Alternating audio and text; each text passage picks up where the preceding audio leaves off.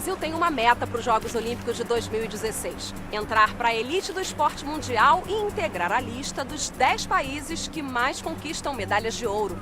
É uma meta ousada, já que nos últimos Jogos ficamos em 23º lugar no quadro de medalhas.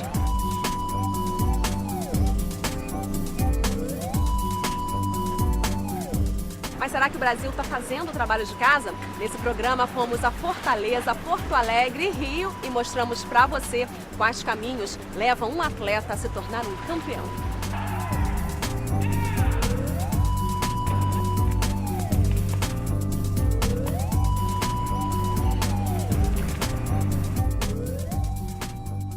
Um atleta de ponta leva anos para ser lapidado, trabalho que deve começar bem cedo. Será que as políticas de formação de atletas de alto rendimento devem começar aqui nas escolas? Bom, eu conheci o exemplo de estudantes de Fortaleza que fazem parte de um projeto chamado Esporte nas Escolas. As meninas que você vai ver agora são destaque nas Olimpíadas Escolares e já treinam de olho nos Jogos de 2016.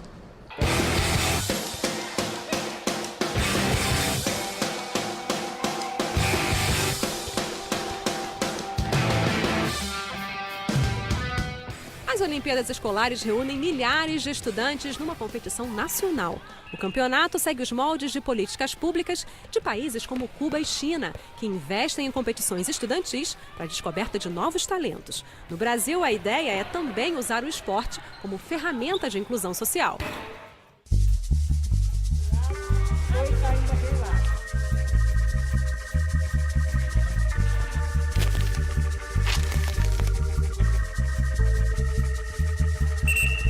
Vai ficar aqui na defesa. O que é o esporte na escola? O esporte na escola hoje é um projeto dentro do governo do estado, onde visa tá iniciando os atletas na iniciação esportiva para alto rendimento. E de que forma esses atletas, esses estudantes que se destacam, têm esse talento incentivado e desenvolvido hoje? Basicamente as Olimpíadas Escolares, que é a maior competição dentro do estado do Ceará.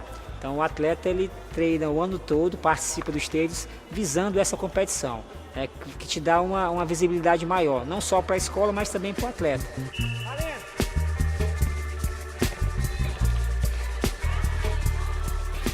A gente tem aqui 3 meninas que saíram da escola pública e hoje estão na escola particular, onde tem fardamento, livro, tem lanche, tem apostilha, tem tudo, bolsa integral.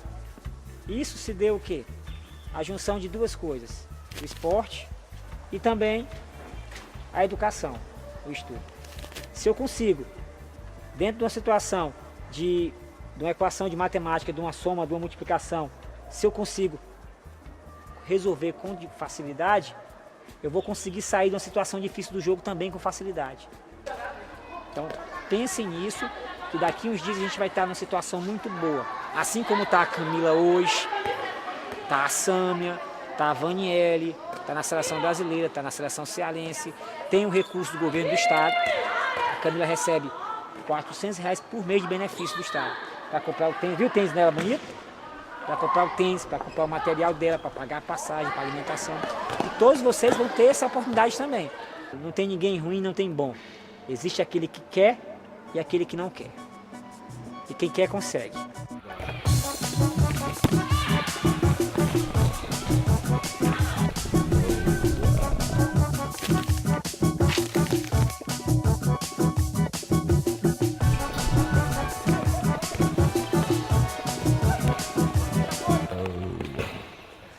Conciliar o estudo e o treino é um pouco difícil. Sabendo fazer as coisas direitinho, dividir o esporte, os estudos, dá pra levar. Enquanto estou na sala de aula, aí eu assim, como será que vai ser o treino hoje? Vai ser bom? Aquela ansiedade de viajar. Eu durmo assim, 10 horas para 11 horas da noite, acordar 4h30 da manhã, pego 4 ônibus. Tenho que estar 7 horas na escola e a volta também é do mesmo jeito.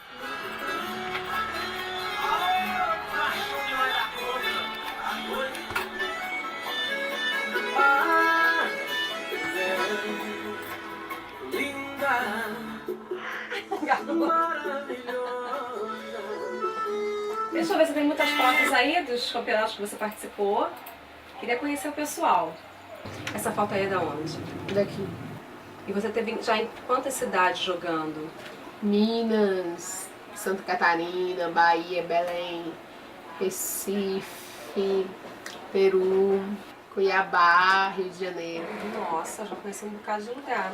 E esse monte de medalha que você está colecionando, assim, como todo jovem atleta, né? Coleciona medalha, guarda com carinho, quer que elas fiquem muito mais numerosas, né? Pega lá pra mim e me mostra uma que você tenha mais carinho ou que tenha sido mais importante. E é das Olimpíadas Escolares. Do ano? De que ano? 2010. Então, de 2010. Essas você guarda com mais carinho, né? É o que eu gosto. Tem grandão. É esse jogo aqui, essa aqui é a foto do É, de Chile. sul-americano. É lindo.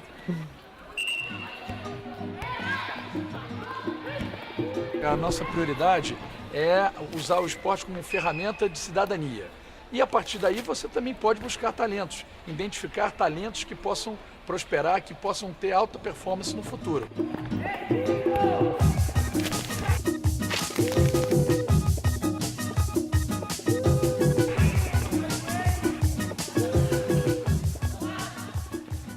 Sâmia, como é que você começou a praticar handball? Quando é que você descobriu que tinha talento para isso? Na educação física, na escola. Aí foi daí que partiu a minha vontade de jogar, que agora não tem mais como parar de jeito nenhum. E o que você aprendeu fazendo parte desse esporte, desse projeto? Muita coisa. Mudou, transformou totalmente a minha vida. Eu acho que se não fosse handball hoje, eu não sei nem o que eu faria da minha vida. Né? Me explica melhor o que é transformar a sua vida totalmente. O que mudou na prática? Mudou tudo, porque assim, antigamente eu pensava mais assim, ficar em rua, no meio da rua, curtir com as amigas e tal. Aí depois que ela apareceu, a esporte na escola, eu aconteceu mais no handball. Isso é muito bom, né? Porque eu ocupo minha cabeça com as coisas e eu não tenho mais tempo para ficar no meio da rua. Agora, e as Olimpíadas Escolares? É uma competição bacana de se participar? Por quê? Porque assim, ela que dá mais oportunidades de todas as competições aqui. Como a gente sai, por exemplo, se a gente viaja para Minas Gerais, se a gente ganhar lá, a gente vai para fora do país, sempre tem capacidades boas de... Aí lá você pode chamar para a seleção brasileira, e aí vai desenvolvendo cada vez mais. E me diz uma coisa, o que você já conquistou em quadra? Conquistei até praticamente o meu nome, né? Porque assim, muita gente não me conhecia. Aí eu comecei a ter um nome, né? A Sâmia, quem é a Sâmia? Aquela que mora em Itamaraty, porque aqui não tem a fama boa, né? Não? Não tem fama boa. Tem fama de quê? Não, porque assim, é bairro pequeno, comunidade, né? O povo pensa que lá só tem o que não presta, essas coisas assim, né? O que você espera do futuro no esporte? No esporte eu espero ser da seleção brasileira, se Deus quiser. Professor, o senhor acha que hoje a escola, no Brasil, a escola é o lugar privilegiado para a descoberta de talentos e não só para a descoberta, para o desenvolvimento de atletas de alto rendimento? Ou é melhor um outro caminho? O esporte hoje em dia, o esporte amador, ele inicia na escola. Pela ausência de clubes, né, de vários clubes, ele começa na escola. Só que o melhor local para o desenvolvimento não seria esse, né, seriam os clubes. Mas já que não há essa possibilidade, o projeto ele visa o quê? Dentro da escola fazer um projeto de rendimento, onde o público maior, que são os alunos, estão próximos. Hoje a estrutura que as escolas públicas têm é adequada para esse tipo de desenvolvimento? Não, porque as escolas públicas só tem a quadra. A quadra é o local de trabalho. O ideal é que você tivesse outros ambientes. Um ambiente para tratamento do atleta, um ambiente para musculação, um ambiente para uma sala de vídeo, né? E às vezes a gente não tem isso, a gente só tem a quadra. Eu tenho uma proposta de projeto que é muito inovadora agora, que vai ser lançado pelo governo do estado, que é um centro de treinamento, que ele vai ser construído no novo Castelão, que ele vai chegar e vai trazer para dentro do Castelão quadras para vôlei, basquete, futsal e handebol e lutas. Então você vai ter um centro de treinamento. E dentro do esporte na escola vai estar sendo filtrado para esse centro de excelência que já está no projeto lá, está no papel, e que, se Deus quiser, daqui para a Copa, né, a gente está com esse projeto e vai facilitar muito mais a questão das seleções dentro do estado.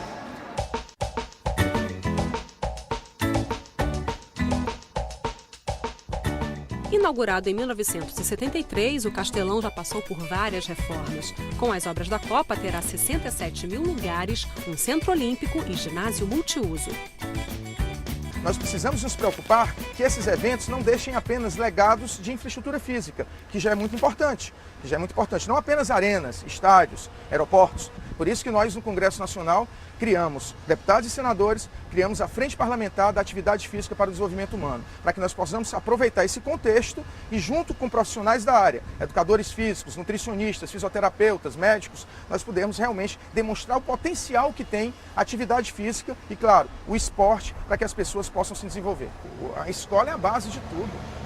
Só que nós temos hoje, infelizmente, dentro das escolas, às vezes professores que não são formados em educação física, lecionando a educação física.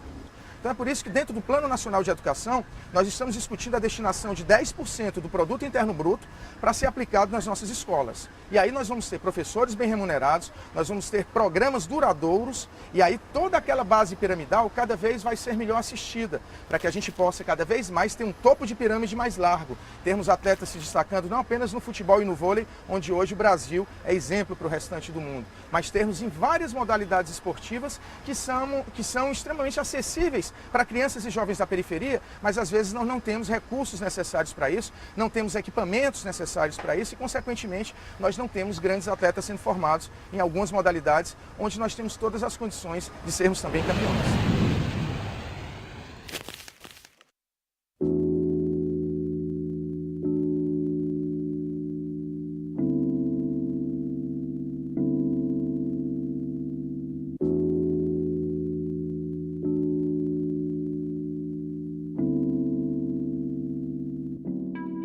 Existem alguns especialistas que estudam profundamente o esporte no Brasil. Eu venho até aqui, ao Parque Aquático Júlio Delamare, para conversar com um deles.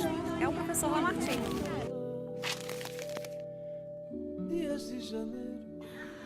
Lamartine, qual é a origem dos Jogos Escolares no Brasil? Bom, tem duas versões. Uma que vem dos anos 30 com os Jogos do Interior.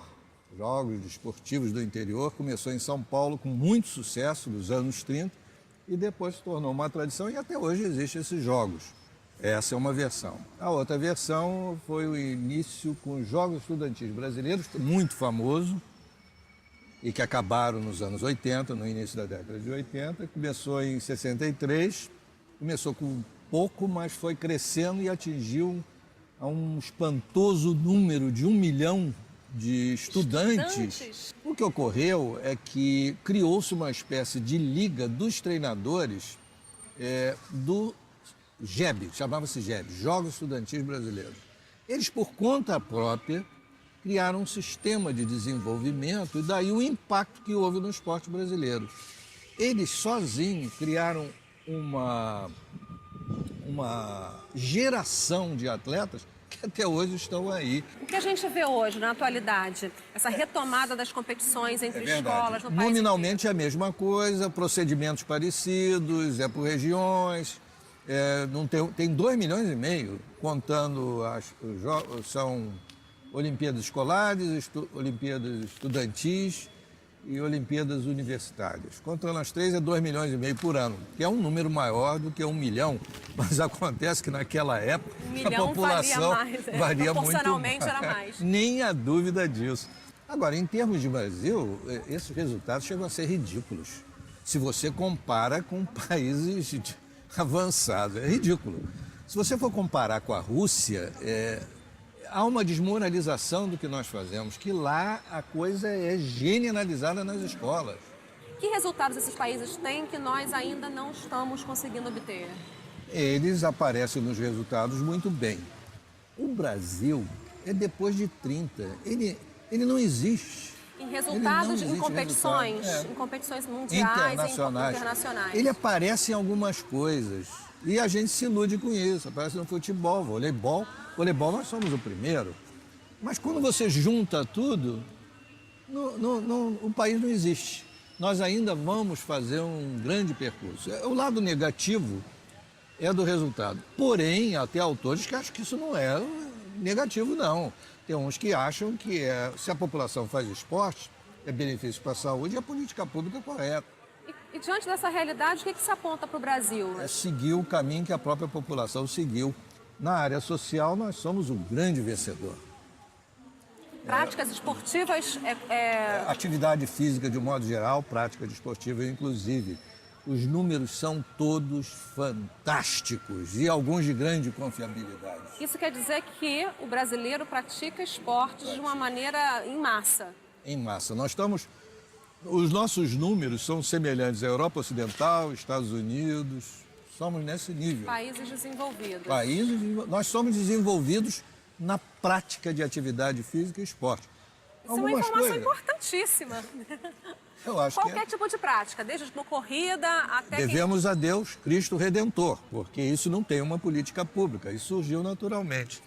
Nós somos o segundo país do mundo em piscinas, para se ter uma ideia. Academia, mais uma vez, nós somos o segundo no número. Está me dizendo que o fato de hoje em dia a gente não ter desenvolvido no país a educação física nas escolas, isso não está levando os brasileiros a praticarem menos esporte, não ter uma ligação com a prática esportiva. É um fenômeno social. Mas qual é o impacto dessa realidade, Lamartine, na meta de transformar o Brasil numa potência olímpica, ou seja, em conseguir medalhas no quadro de medalhas? E qual é a importância disso para um país? Muito bem. Se a visão é social, é melhor deixar como está e vamos prestigiar cada vez mais o esporte para todos, o esporte social, de alcance social. Se nós precisamos de medalhas para o país aparecer, como dizia o nosso antigo presidente Lula, e que de certa forma é validade, a autoestima do país, então nós temos que ter alguns projetos nesse sentido que até hoje nós não conseguimos ter. Nas antigas Olimpíadas gregas, os campeões eram considerados semideuses. Mas no Brasil dos dias de hoje, a vida de um atleta olímpico está muito longe da vida de um deus. Sem patrocínio, com poucos recursos, para muitos atletas, o que garante a dedicação ao esporte é um programa de auxílio do governo.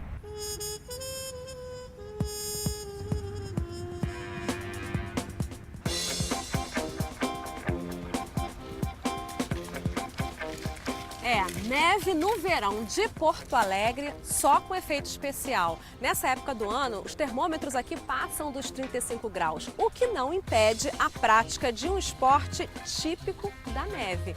Quem vai me explicar como isso é possível sem efeito especial é o Hélio.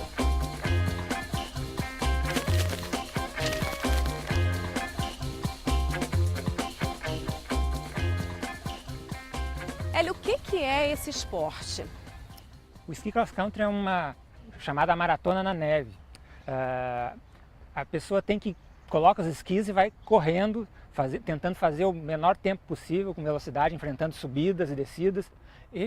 Na verdade, ele começou não como um esporte, ele começou como um meio de locomoção. No inverno, as pessoas lá se locomoviam esquiando e isso acabou virando um esporte. As pessoas agora querem fazer no menor tempo possível. Como é que é esse esporte no Brasil? Como é que ele chegou aqui? Como é que vocês praticam isso, se adequando a um país tropical? É um esporte muito novo no Brasil, né? Eu fui a primeira pessoa a treinar, morando no Brasil, treinar o esqui cross country. E como é que você chegou nisso? Eu fui triatleta e maratonista. Aí em 2002 eu assistia algumas imagens das Olimpíadas de Inverno na TV e li matérias nos jornais. Então eu achei que, bom, com a minha parte física já desenvolvida, se eu conseguir aprender a técnica de uma maneira razoável, talvez eu tenha condições de chegar no topo, né? E foi aí que eu comecei. O que você teve que fazer para adaptar, né, para poder se preparar em condições completamente adversas do seu esporte? Bom, esse esporte, na verdade, até mesmo os atletas que moram em países com neve, eles também passam períodos fora da neve. A diferença é que todo o meu treino é feito com isso, né? Hélio é um dos 3.000 atletas brasileiros que recebem o Bolsa Atleta, um programa do governo federal que apoia financeiramente os melhores esportistas de cada modalidade. O Bolsa Atleta é um incentivo muito importante para os atletas. No caso dos esportes de neve, a gente tem as despesas com equipamentos, a gente tem que viajar, nosso esporte a gente precisa viajar para competir, né? O Bolsa Atleta é que permite, então, que o atleta tenha um recurso para cobrir as suas despesas. Agora, para conseguir o Bolsa Atleta, você já tem que ter algum destaque no esporte, né? Como foi no seu caso? No meu caso foi porque eu me classifiquei para as Olimpíadas. consegui me classificar para as Olimpíadas, aí existe o Bolsa Atleta modalidade olímpica, que o requisito é ser um atleta olímpico. Então, eu automaticamente, tendo me classificado para as Olimpíadas, eu atendi esse requisito e pude receber. Há 4 tipos de bolsas: estudantil, nacional, internacional e a olímpica e paralímpica. O valor das bolsas varia de R$ 370 a R$ 3.100.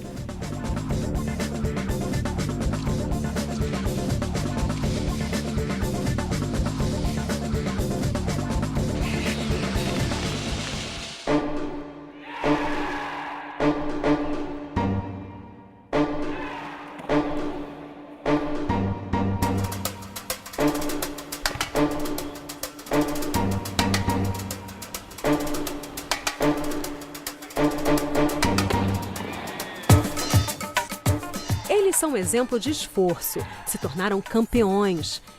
Um talento esportivo precisa ter vocação, mas isso não é tudo.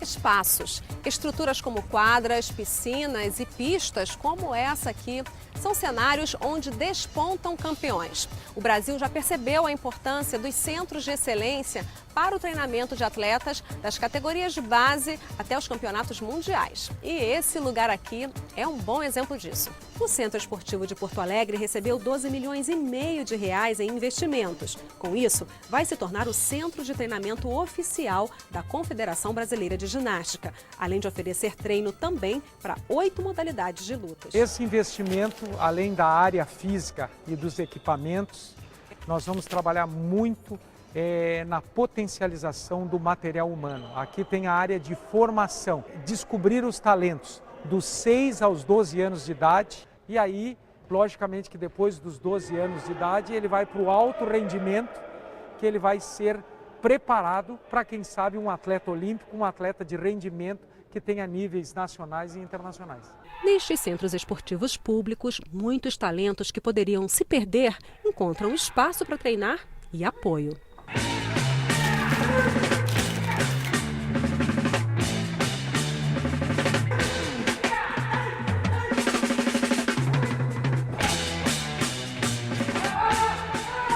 Minha meta de vida, para mim, era conseguir um emprego que me pagasse bem. Hoje não, hoje eu vejo, além de tudo isso, eu vejo ajudar o projeto, ajudar mais crianças a terem a melhora que nem eu. Eu tinha tudo para ser um bandido, um traficante, por morar em comunidade, minha superação. Mas o projeto Rapkido Educar aqui do SET aqui, isso me ajudou muito, muito mesmo. Eu foquei em competir e em dar aula. Hoje eu dou aula através de vários projetos em 4 escolas.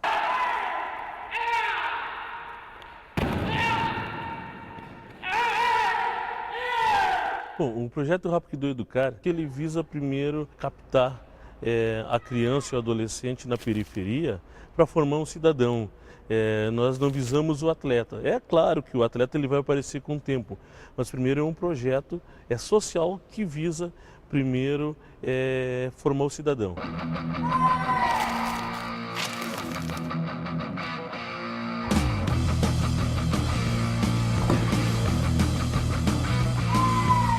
Queria saber de você, o que uma campeã de Rapkido precisa ter para ser uma campeã de Rapkido?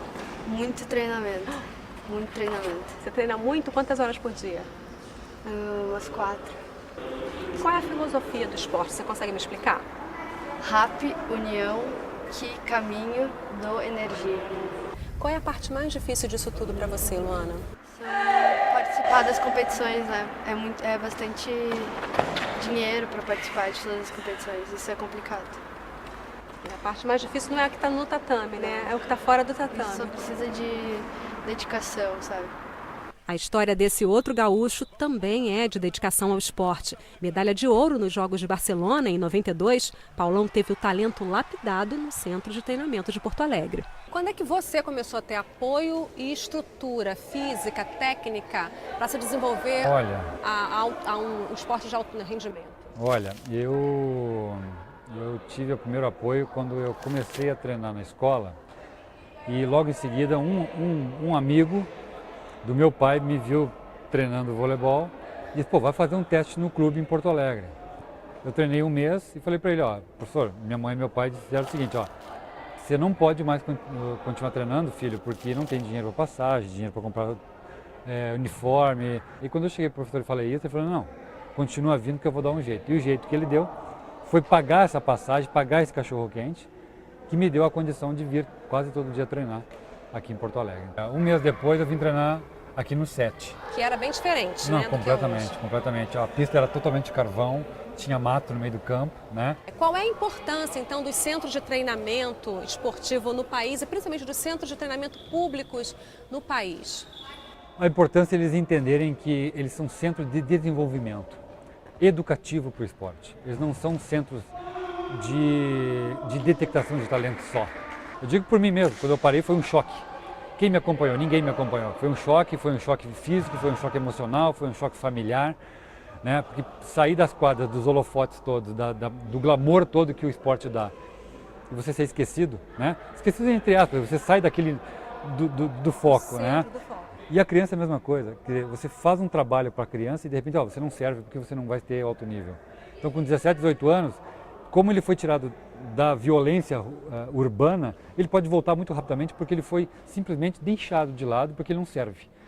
Eu fui amadurecer com 20 e poucos anos, porque eu comecei muito tarde, né? E tem gente que amadurece com 16, 17 anos e já é craque de voleibol, né? Se o professor não acreditasse em que eu seria um atleta de voleibol, ele tinha me dispensado com 19 anos. E ele insistiu, e aí deu no que deu, quer dizer, eu me tornei um campeão olímpico, quer dizer, foi um grande investimento, no meu ponto de vista, com certeza. Do nosso também. O Brasil tem uma política de ampliação dos CTs. Hoje, 14 das 29 confederações de esportes olímpicos têm locais específicos para treinamento.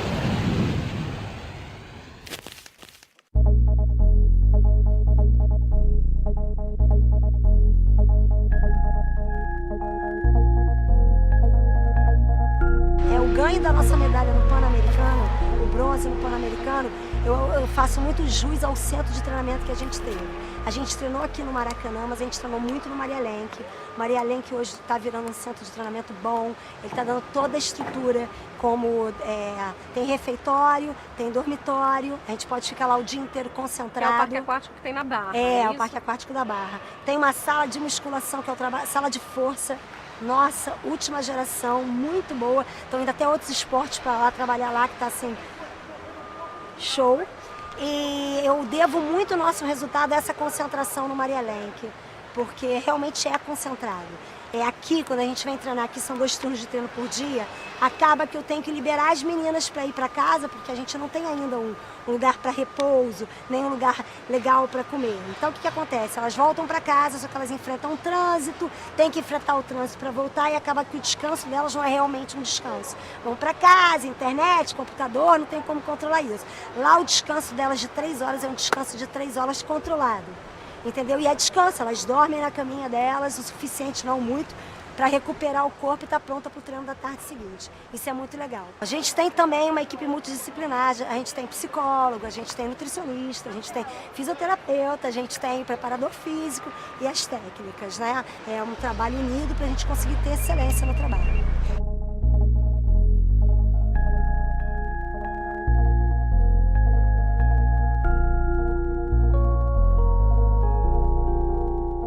No programa de hoje, a gente falou sobre políticas públicas para a formação de atletas de alto rendimento. Nos próximos programas, a gente continua mostrando a vocação dos brasileiros para o esporte e as ações do governo de olho na Copa e nas Olimpíadas. Tchau, até o próximo programa.